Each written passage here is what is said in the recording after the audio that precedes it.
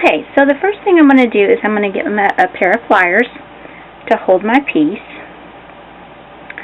And then I'm going to take my flux and I'm going to brush it all over this piece. Because flux is your friend and you need to use it. You don't have to use it excessively, but you need to make sure your entire surface is covered, front and back.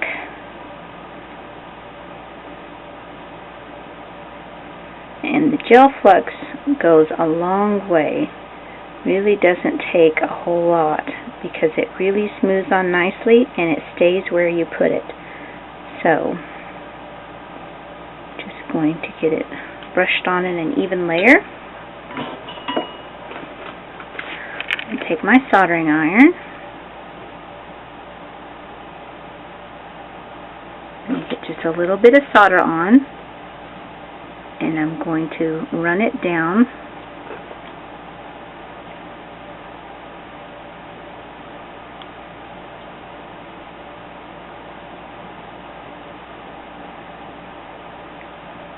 just going to hold it on that copper for a little bit.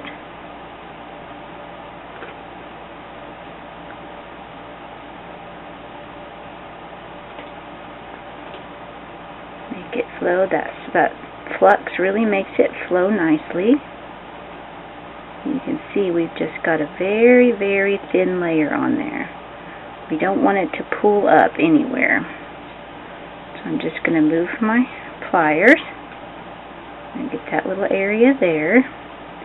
You can see there's almost no solder on that at all, just enough to color the metal. I'm going to turn it over. See, you've got a little drip here. Just reheat that, and that is going to go a long ways.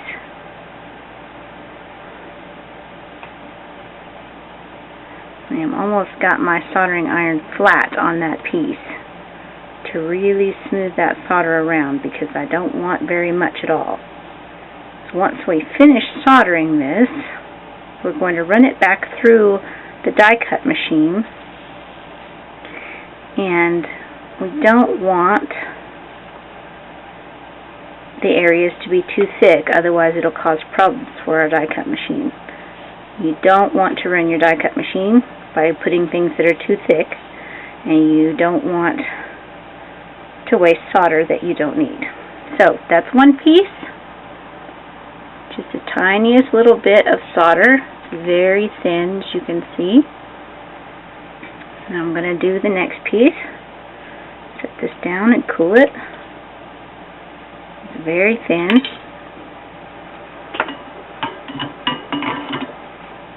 We'll do one more piece to show.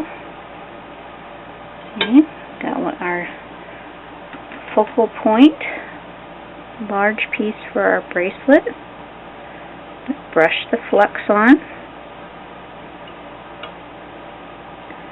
A nice thin, even layer. Doesn't take very much. And turn it over. Always read your safety precautions on all products when using. You should always use gloves when working with flux because you don't want to get it on your skin. Not so good for you. And I'm using pliers, so I don't have gloves on this time. Okay, I'm going to get a little bit of our solder and lay it down on this, and tilt the piece to help the solder flow. Really kind of almost scrubbing it on, but not hard, just to keep the soldering iron attached to the metal so that it keeps it hot. Okay, now move so that you can get that area.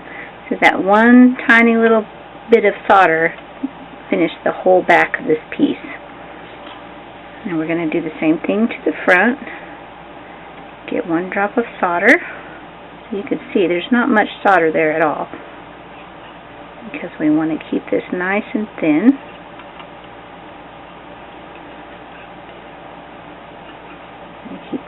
hot while we're moving that solder around. You can see. Okay, move this so that I can get that piece there. And there, you're done with that piece. Very thin, just enough to color the copper, and that piece is done. Cool it off. And we're going to finish doing the rest of our pieces that we cut out, and then we're going to wash them off. You can either use flux remover. I use CJ's flux remover, or you can use soapy water. It's not going to hurt it any. And we'll move on with the texturing step once you're done with this.